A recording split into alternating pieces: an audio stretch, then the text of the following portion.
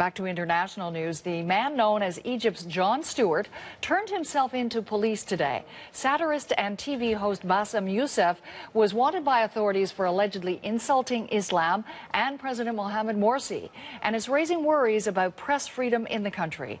Nala Ayed recently did an interview with Bassam Youssef and is following the story for us in Cairo. And Nala joins us now on the phone. So, Nala, just tell us more about Bassam Youssef's type of humor and how he got himself into trouble here. Well, Nancy, Bassam Youssef sort of single-handedly created sort of the late-night funny talk show, which did not really exist before the revolution happened here in Egypt. And so he's really focused on people in power, obviously, and he sees it as his job to go after people like the President Morsi. And so the show is, in fact, inspired and was modeled after Jon Stewart's The Daily Show.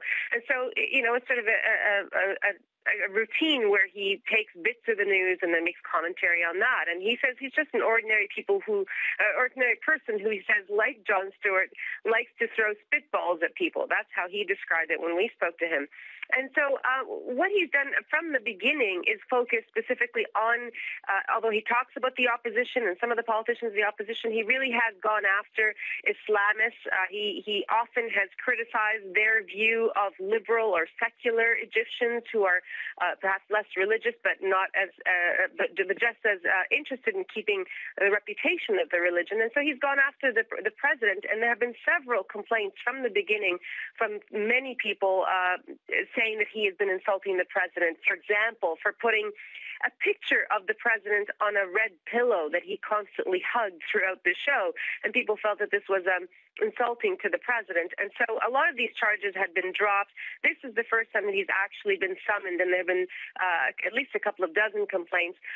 These ones stem from a March 1st show, where people found some of the commentary he made about the president and an interview he had done that was delayed for hours as being exceptionally insulting. So that was one. And the second is also an insult to Islam, which, again, he seems to take Islamists to task on their interpretation of religion. And obviously, in their minds, they feel that what he says is an insult to religion. So presumably he has quite a following. So what's been the public reaction to first authorities wanting to detain him, and now that he's turned himself in? Well, I mean, he's got a massive fan base. I mean, he's probably one of the most popular people in this huge country of 85 million, and certainly one of the most popular in the region. I mean, Nancy, imagine this. He has about 1.2 and growing million Twitter followers. He's got more than 2 million likes on Facebook. So this guy has a lot of fans, and they're not happy, I can tell you that.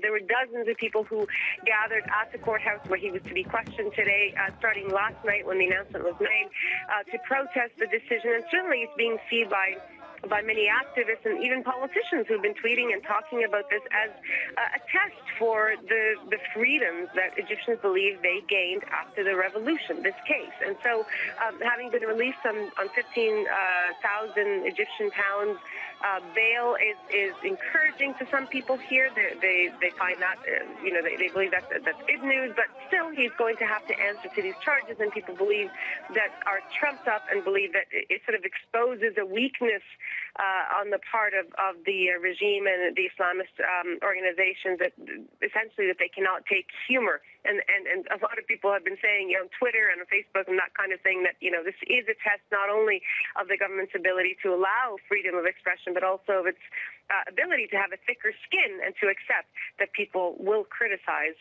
when pushed. Yeah, it's a very interesting story, and as you say, quite the challenge for the regime. We'll definitely follow all developments. Nala, thanks for the update. Nala Ayed in Cairo.